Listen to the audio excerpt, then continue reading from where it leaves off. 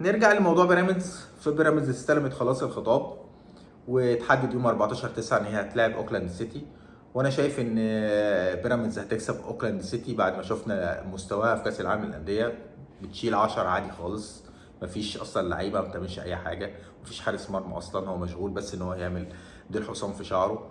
فالفرقه لا يوجد فرقه. فانا عايز اقول ان 99% و9 من 10 ان بيراميدز هتكسب اوكلاند سيتي في الماتش دوت.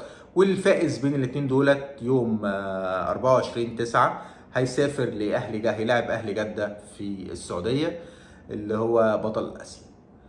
وبعد كده الموضوع كله بالكامل هيتنقل للدوحه، وهيبقى في الدوحه بطل امريكا الجنوبيه اللي هو لسه ما اتحددش هيلاعب بطل امريكا الشماليه برضو اللي لسه ما اتحددش.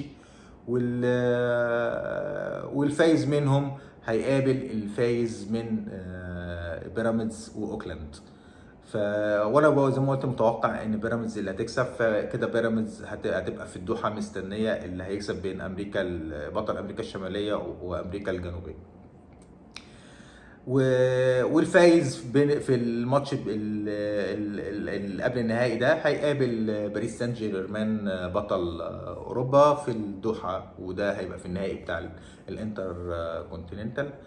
ونتمنى طبعا ان البطوله ما تخرجش بره نادي بيراميدز، حتى لو الواحد بينه وبين النادي دوت تحفظات، بس هو ده دلوقتي الوضع الحالي اللي هو اللي بيمثل مصر، هي دي بقى النقطه.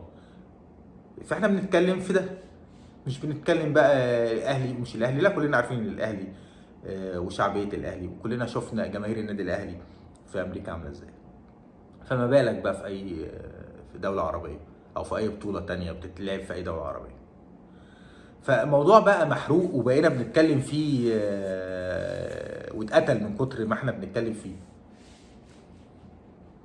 ما علينا.